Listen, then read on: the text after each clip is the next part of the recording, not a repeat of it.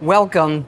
It's 11/11, Skyrim's 10th anniversary. Thank you so much for being here with us. We cannot believe that it's been 10 years. And the longevity of this game has been an incredible blessing to all of us here at Bethesda, and that's thanks to all of you. Yes, we made the game, but there's always that element that we can never create, and that's all of you coming into the world and making it your own. And it's all of you that have kept it alive for the last 10 years. Just, it's so incredible, and we can't thank you enough for the passion and everything you've brought to the game, and that fuels us in everything that we do. When we start a game, we don't usually start with a list of features, really. We start with an experience. How do we want the player to feel when they enter the game, when they enter this world? And early in Skyrim's development, we had done a lot of concept art. We had some things running, and then we did the music. And we had pictured the Elder Scrolls theme sung by a barbarian choir in the voice of dragons. Easier said than pulled off, of course. And we got the music, we started mixing it, and even within our company and our team, we felt we might have something. We weren't quite sure how the game was going to gel together. And then we cut this trailer to the early music with the concept art and that early footage. And it sang. It was incredible. Everybody in the team can probably remember that moment. And even today, when I hear the music and it rises up at the end in the trailer as the dragon flies through the valley, the hair literally stands up on my arms. So thank you for being here. I'd like to introduce the legendary London Symphony Orchestra and the London Voices Choir to take us once again on a journey through Skyrim.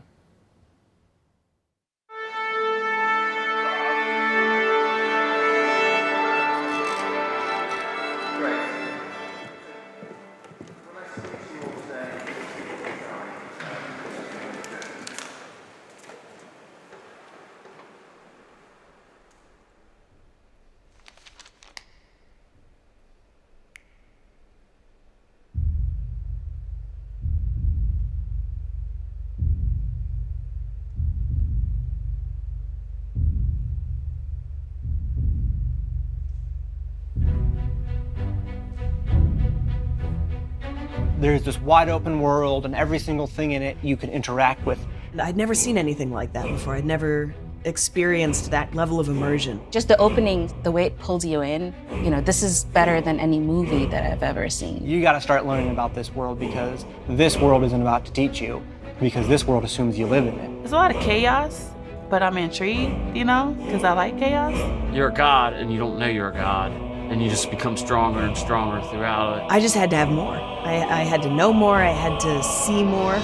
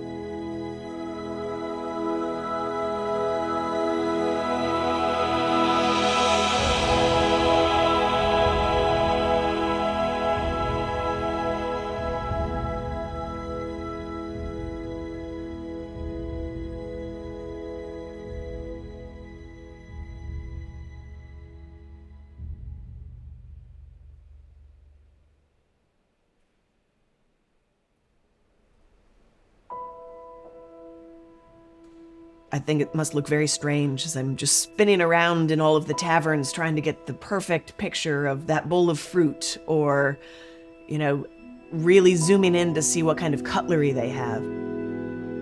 It's all these little obscure details that bring a world to life in our world.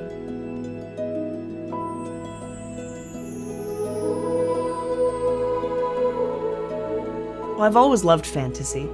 When I first played Skyrim, I'd never seen anything like that before. I'd never experienced that kind of immersion in a game. I just had to have more. If you lived in a world like Skyrim, wouldn't it be fun to make a meal from that?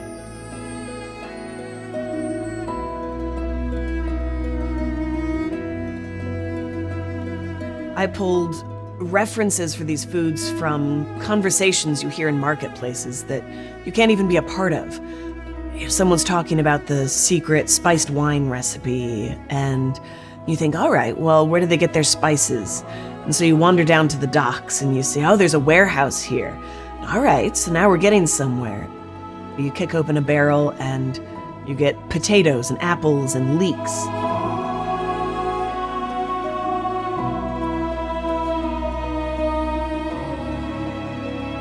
We suddenly found ourselves with a cookbook deal.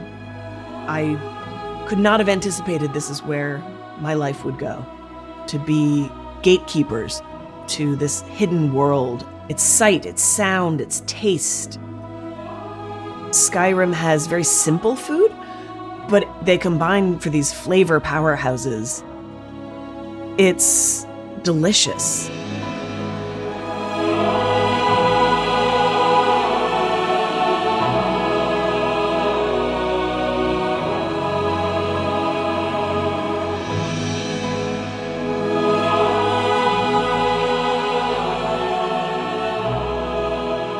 Someone will bring a cookbook up and say, this recipe has become a staple in our household, and my kids even like it. That's really amazing to me, that I've quietly, secretly become a part of people's lives, to feel connected to so many people in that way.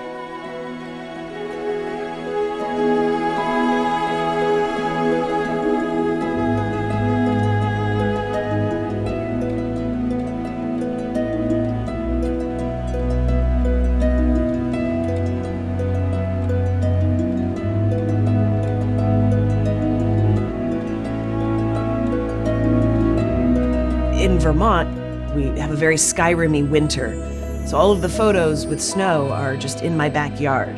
It made me like winter a little bit better. It's beautiful in the game, so it makes it a little easier to find the beauty in real life, too.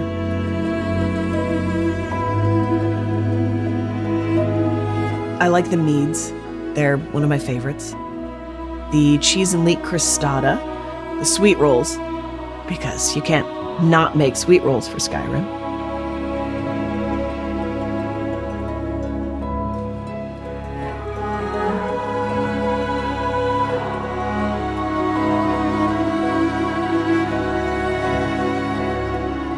We could all use a little more escapism. It's an honor to be able to add to the world and to the fandom.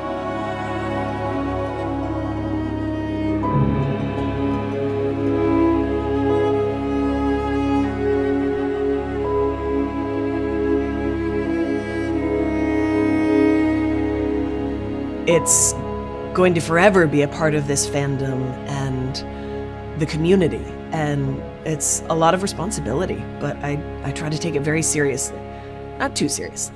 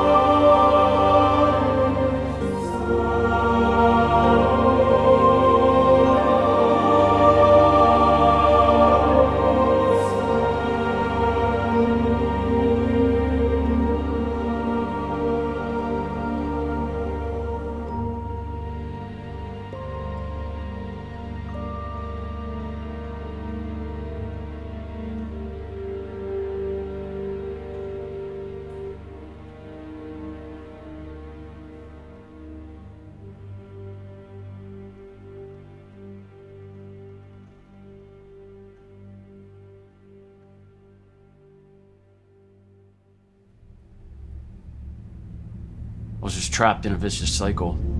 If I didn't change it, I was going to end up dying either in a jail cell or dying in an abandoned house somewhere with a needle in my arm.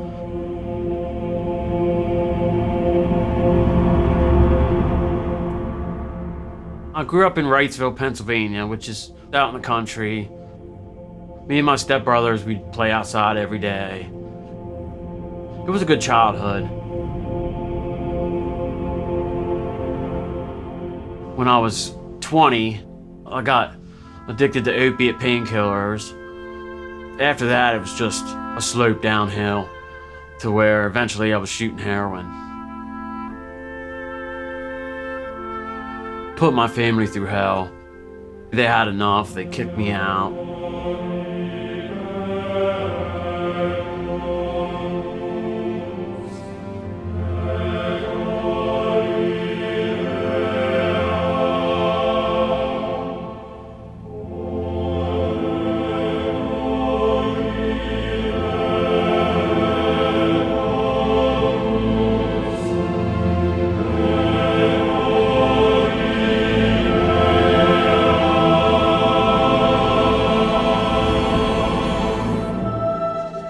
I was just homeless on the streets. I just wanted to find a place to sleep, place to eat, and get my next fix of drugs.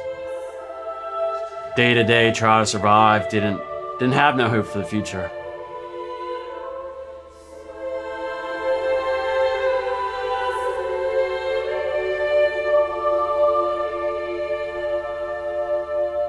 And I was in and out of jail. And I eventually got caught selling heroin. I enrolled in a drug treatment court, and they found housing for me, which was a lot of restrictions that I just was never used to before. Curfews, going to meetings, NAAA meetings every single day, chores, community service. From 7 in the morning, had to be out of the recovery house and had to be on the street looking for a job, walking everywhere till 5 o'clock at night, walking 10, 15 miles a day. So it was pretty exhausting.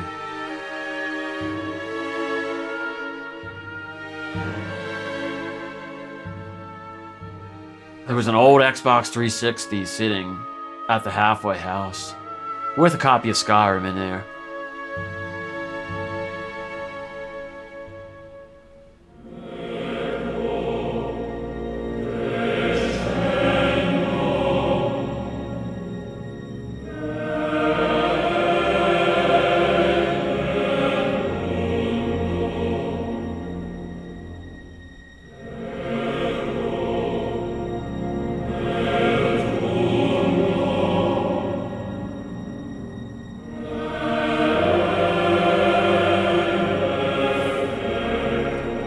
Without Skyrim, I don't think I would have stayed in recovery.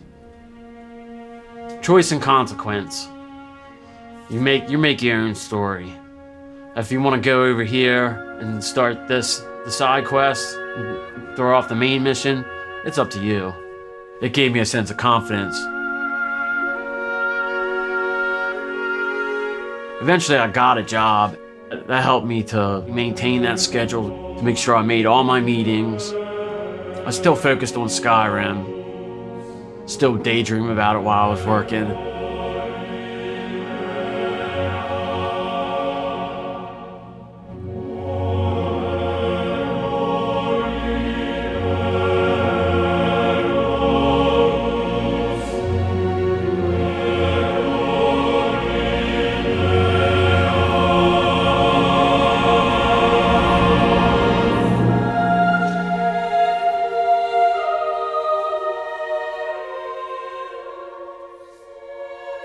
I was in several Skyrim and Fallout groups on Facebook. There was this girl on there. Skyrim Addicts was the group. She was completely in love with Skyrim as much as I was.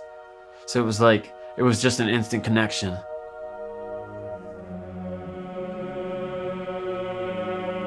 She started a new character, Khajiit, stealth archer like everyone does.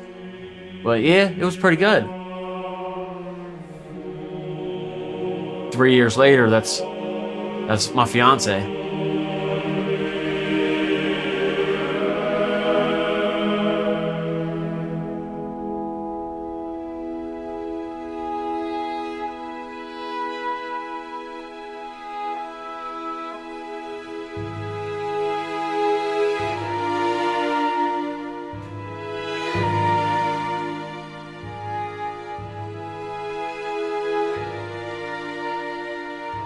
And then to have our son involved in it. Instead of having a teddy bear, he walks around with a sword. That's his thing, is running, sword fighting, just from watching us play Skyrim over the years.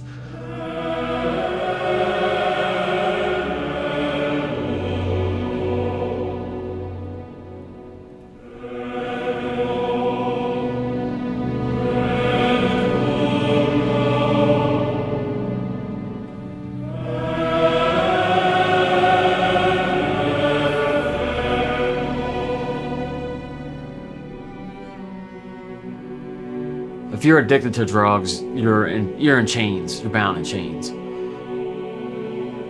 When I decided to change my life, I was in chains, just like the start of Skyrim.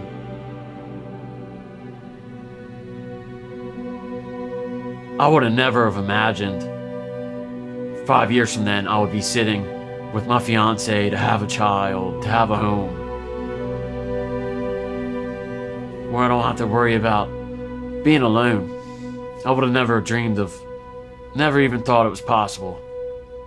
But it's because of Skyrim that I was able to change my life for the better.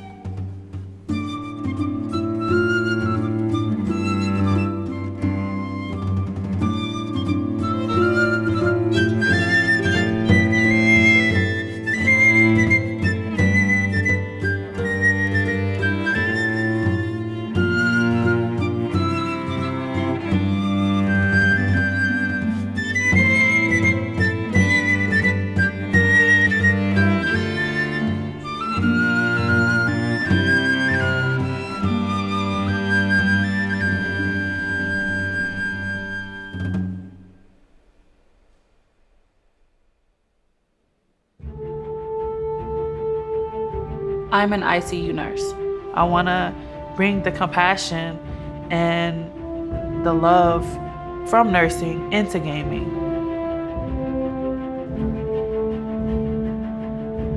For my birthday, my husband purchased Skyrim for me.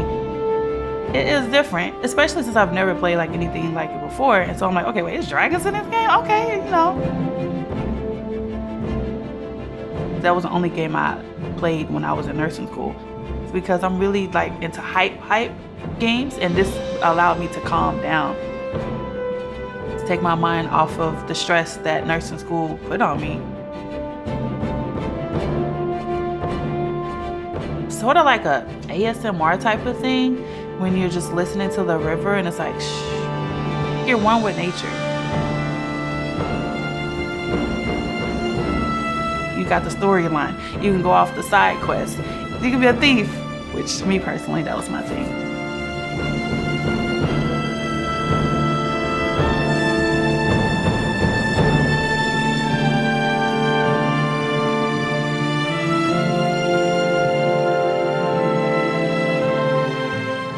With Skyrim, you can't predict what's gonna happen because the dragon just pop up out of anywhere and then you're like, okay, here we go. It's the same like with nursing and the patients. They're scared. You have to make sure you put your game face on.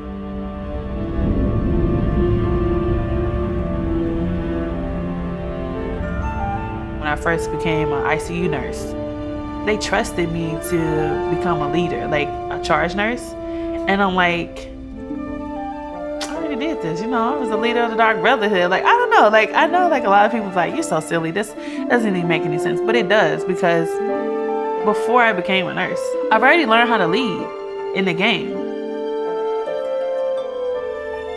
It helped me become the confident woman I am today.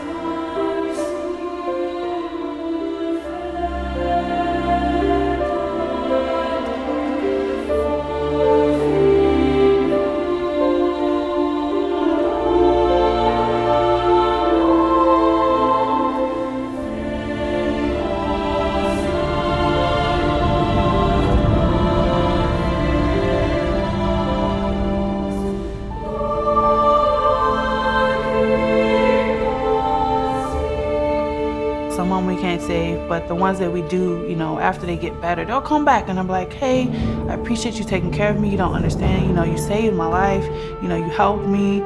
And it's just really wonderful, like, to know that you had some part in that. So,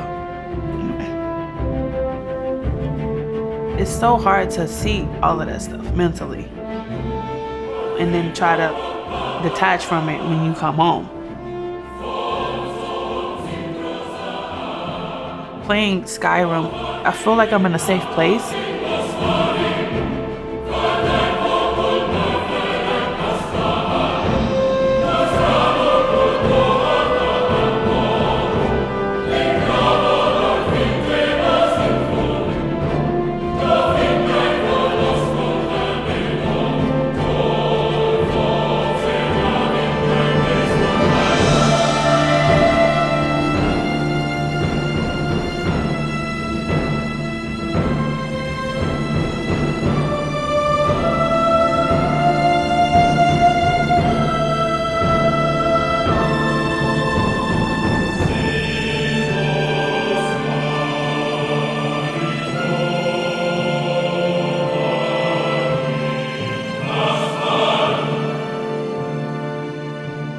I just want everybody to see that a video game could impact my life in so many ways.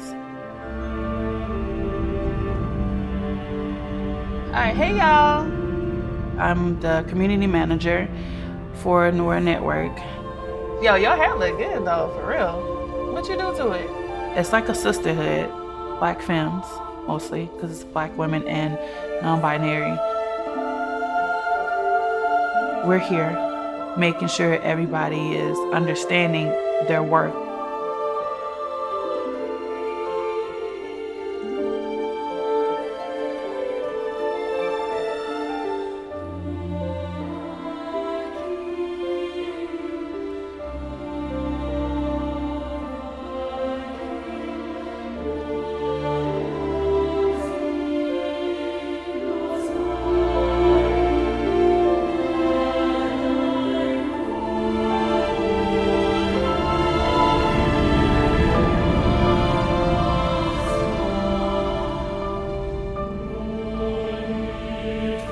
You always have that one game that actually changed everything for you.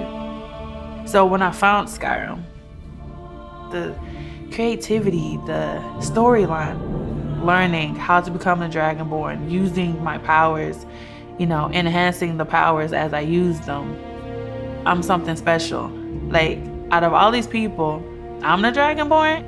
Out of everybody in the world of Tamriel, I'm the Dragonborn. Like, I'm special.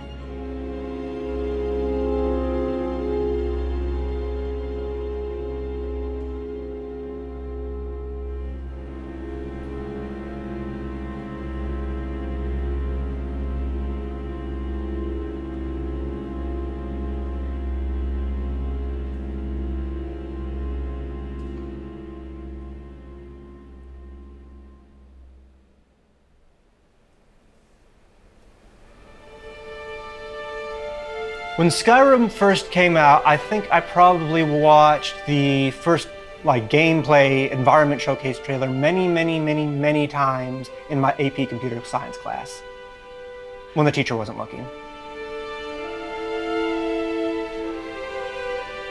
You could go to any place, the world was massive, and every single thing in the world you could interact with. And that was just astounding for me at the time.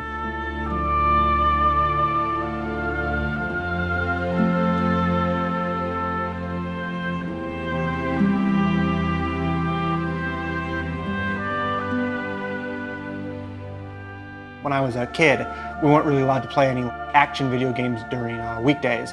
I got my start making custom content on Morrowind. I'm gonna see if I can go into the files and change this.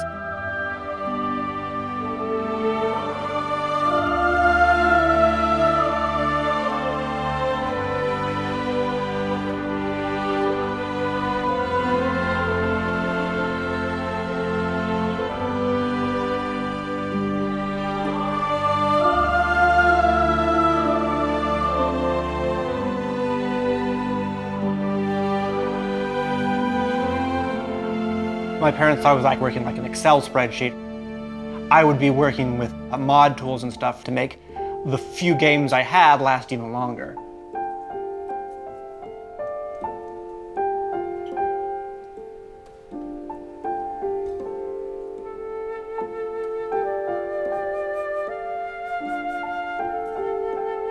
I've made roughly around 40 mods for Skyrim, give or take, of various sizes.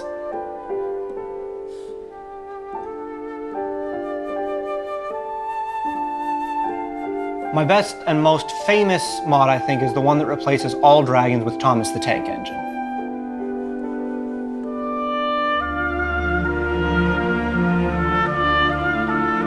If a game doesn't have a train, I mean, is it really a game? Is it? I don't think so.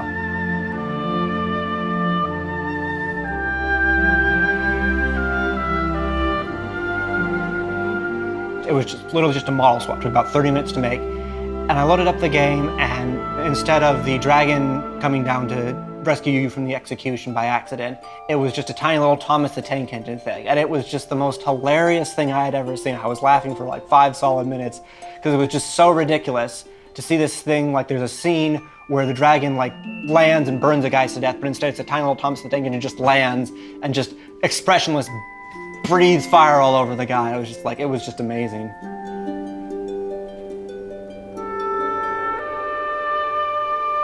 And it just exploded in ways I hadn't imagined. 3 days later, the video had reached 2.5 million views.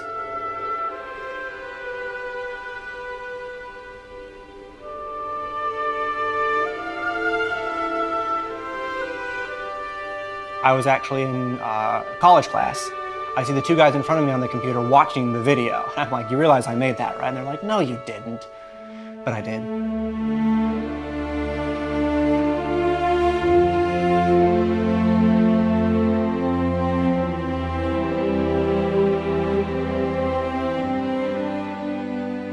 There's such a support from the developers themselves for mods and allowing mods to be done in ways that they probably didn't foresee, but they are absolutely okay with. It really gives you an opportunity to express yourself in those ways with its editing tools.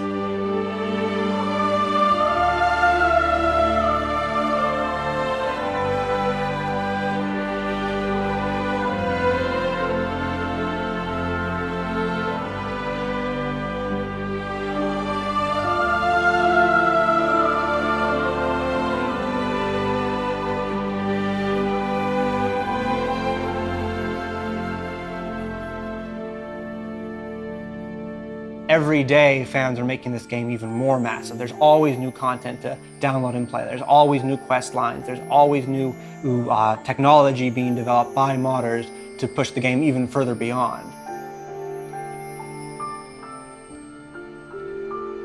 So I started my company, Pasta Space Interactive, 6 to 7 years ago. Without Skyrim, not only would I not have a career, I simply wouldn't be Trainwiz. I'd just be me. And I can't have that.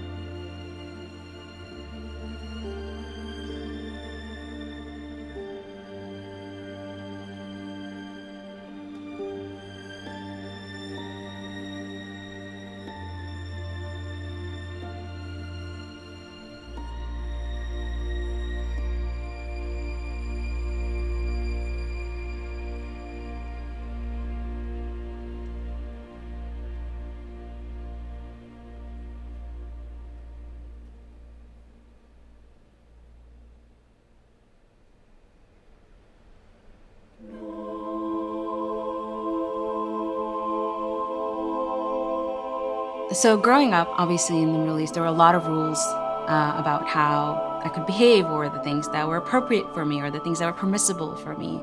And even though those rules weren't set out in stone, they were sort of understood by all girls. As much as my parents supported me, they really didn't like that I wanted to go in and play Street Fighter. I definitely remember the first time I saw Skyrim. I walked into my then boyfriend's apartment to surprise him because he lived in a different city.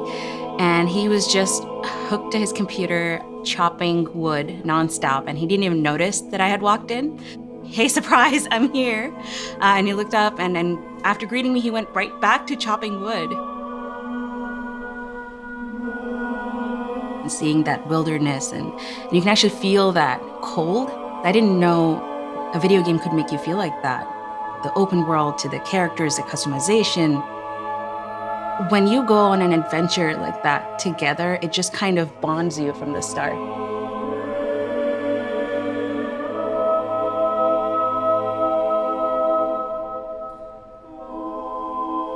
And the last time I remember feeling that way was as a child, where I was curious about things without any purpose.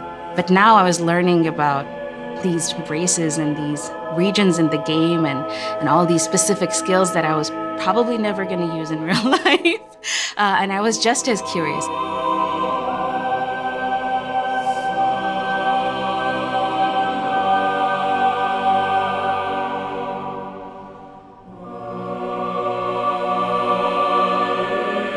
I thought I wanted to teach. Getting an education changed my whole family's trajectory. And he was like, what if you could do that through video games? You know, all these kids play games, and if you really want to teach them something, maybe you should consider making a video game. I was like, I have no idea how to make a video game. He's like, I do.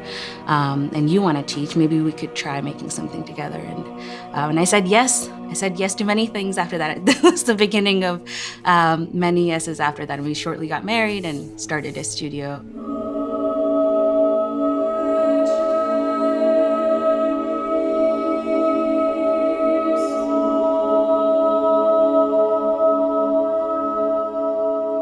Where are the girls? Like, why can't I find any girls to come join a studio founded by a woman? And I'd worked on Wall Street, I worked in academic research, I went to MIT, which is a heavily tech school, but I never felt like I was the only woman in the room, and yet here I was building my own company, and it was me and 6 other boys.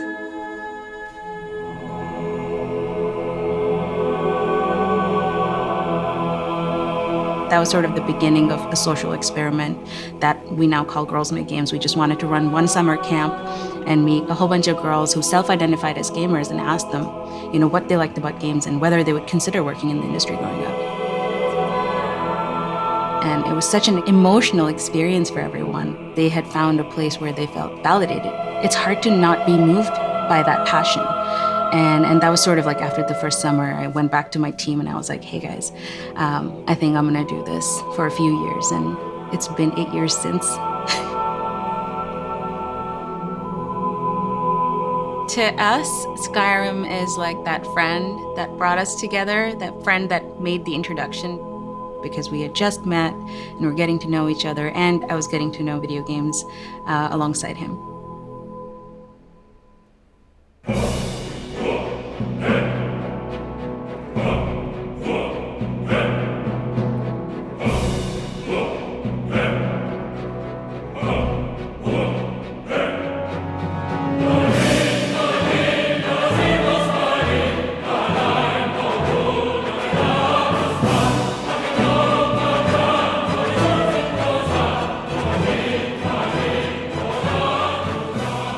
I remember stopping and taking a deep breath and thinking, yeah, this is my game. This is gonna be me for the rest of my life playing this game. Таким образом, Skyrim стал новой главой не только древних свитков, но и новой главой моей жизни. Ensimmäisen kerran, kun mä astuin ulos Helgen kiipistä 2011 marraskuussa, mä en osannut kuvitellakaan, kun mä katselen sitä vuorimaisemaa ja niitä metsiä, että mihin mä päätyisin Skyrimin myötä. Waar dan die hele wereld zich voor je openzet dat je alles kan doen. تروح تسوي اللي تبي في أي مكان وتختار أي مسار تحتاج وأي قرار تشوفه مناسب. I gave her the controller, looked her straight in the eyes and said, here, try it. She played from 10 p.m. till 4 in the morning. El juego me ha marcado porque llevo un tatuaje del logo de Skyrim. It almost feels like it was just yesterday that I was traveling up a mountain for the first time. I could feel the icy wind. I could hear a dragon roaring and flying in the distance. Le combat contre la première araignée m'a foutu la peur de ma vie. صراحة حرفيا قفلت اللعبة أكثر من مرة. We kept playing it, passing the baby and the controller back and forth. El tema de Skyrim me ha calado tan profundo que incluso he escrito varias novelas sobre Skyrim. Мне потребовалось научиться гриму для образов, и теперь я профессионально работаю гример. سكايرم خلتني أتعمق أكثر في عوالم الألعاب المفتوحة خصوصا ألعاب الرول بلاي. La montagne, la forêt, le théâtre. Oh bah Skyrim, c'est avant tout des sujets de conversation où que vous soyez, puisque qui n'a pas joué à Skyrim après tout. El juego ha tenido demasiado impacto en mi vida. Gracias a él he logrado formar una comunidad muy grande y además he conocido un montón de personas importantes para mí que comparten la misma pasión que yo por el propio juego. I'll probably be playing Skyrim in another 10 years' time. I am still learning and finding new discoveries, locations, quests, characters. Yıllardır oynuyorum, yıllarca da oynarım. Parece que no importa cuánto juegues, siempre habrá algo nuevo a la vuelta de la esquina. It changed it for me. Like, it gave me more inspiration. The amazing impact Skyrim and the Elder Scrolls has had on my life. Because it is so rich a world, it really raises the bar. It's become less of a game and more like a platform for expression. I've reached a point in my life where I can't imagine what it would be like otherwise.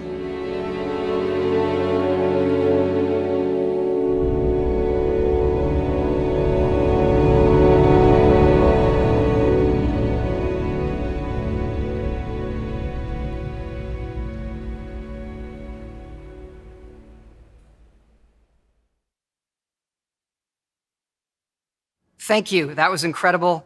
And thank you again for being with us here on 11/11, celebrating Skyrim's 10th anniversary. It's just incredible. 11/11 actually has become, now a special day for us all here at Bethesda. And next year, we have our next game coming out on the same day. We have a little surprise for you. I would like to introduce our longtime collaborator and good friend, Inan Zur. Thanks so much, Todd. And yes, Skyrim, what a game. And yes, what a score. Hearing the famous London Symphony Orchestra playing it, and it's being sung by the amazing London voices, wow, that really gives me the goosebumps. Throughout the years, I got to compose so many games for Bethesda, from the Fallout series and Elder Scrolls Blades and others. I feel so fortunate and lucky to do it, and I really feel Bethesda is almost like part of my family. But now, let's take a little journey. Let's fly away from these snowy peaks of Skyrim, right into the stars.